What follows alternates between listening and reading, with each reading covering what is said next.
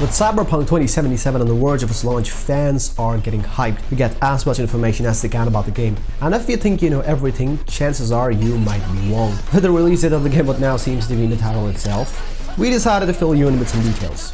So if you are on a Cyberpunk overhaul, stay tuned to know what you don't know about Cyberpunk 2077. Oh, by the way, if you're new here, hit that subscribe button and the bell icon and help us grow.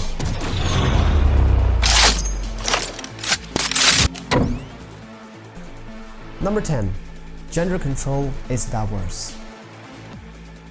Well, we all know that Cyberpunk gives us the liberty to change our gender, but what you might not know is that you can actually calibrate how much masculine or feminine your character actually is. From hair to genitals, scars on your face to the pitch of your voice, everything is customizable. And not only that, the game has also dropped all pronouns while mentioning your character in order to maintain its gender integrity. Number 9. It's a revenge story. Now we all know that due to the immortal chip implanted in our head, we're stuck with the ghost of the famous rocker boy Johnny Silverhand. Johnny Silverhand, real talk of the town back in my day. Played by our beloved actor Keanu Reeves. Johnny Silverhand despises the corporation for what they did to his girlfriend in the past and is willing to do everything to put an end to their machinations, including using us, the main character V, and killing everyone in his way. And I'll kill anyone who gets in my way. In a recent episode of Night City, Reeves himself said that Johnny Silverhand is both naive and experienced, both at the same time, making him that much more dangerous. Well, we'll see how that turns out if the game ever releases. Wake the fuck up, samurai. We have a city to burn.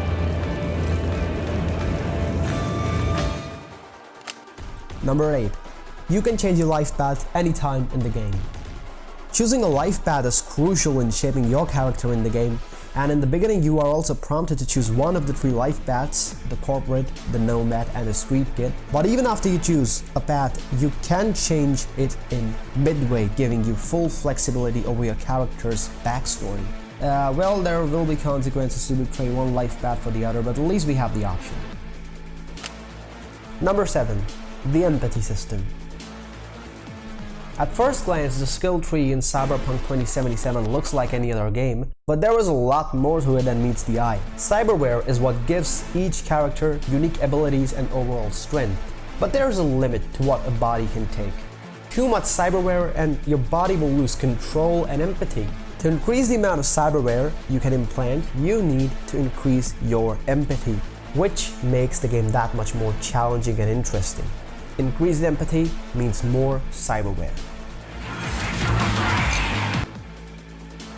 Number 6. Translator implants. Hi, I'm 7, Haywood. The pierogies down by the docks. To really get a sense of how vast and diverse Night City really is, just talk to someone on the street and chances are you won't understand a word.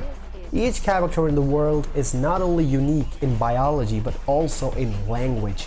To communicate effectively with some people and to most likely complete the mission, you will have to buy translator implants to understand and speak their tongue.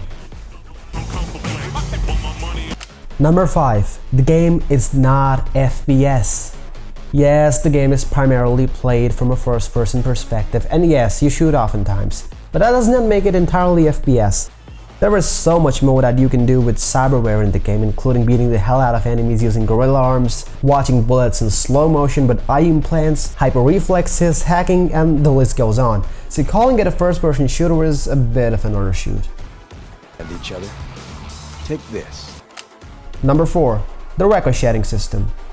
Now, since we are talking guns, we cannot miss what perhaps is the most intriguing aspect of the game's mechanics, the ricocheting system.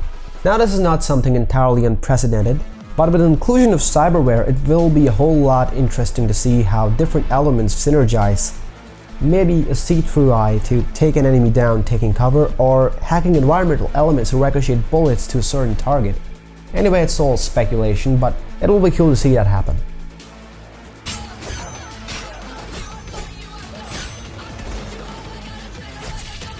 Number 3. Multiplayer will not be available at launch.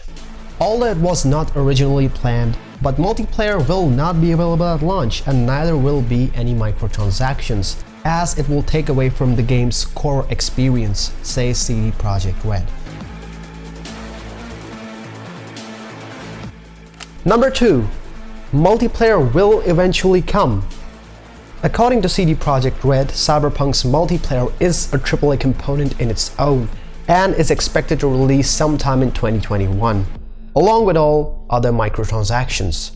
But before that, we can expect to see some free updates and paid DLC expansions.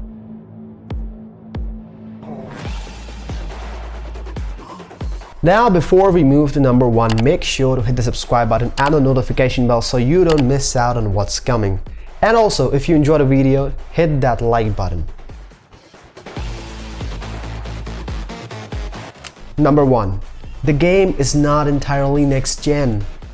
Now, as farcical as it sounds, it is true. The game is not entirely next gen. And I know we all have seen those sparkly ray-traced roads and buildings in trailers. The game will relaunch for next generation consoles and possibly PC with a high-resolution texture pack, although you can still play the game on PlayStation 5 and Xbox Series X and S, as these consoles are backwards compatible, but chances are you will have to probably spend some extra cash to get your hands on the next-gen version in 2021. Well, that's a wrap for this video. Don't forget to hit subscribe and make sure to follow us on Instagram for some more dose of the Titan. Until next time guys, adios.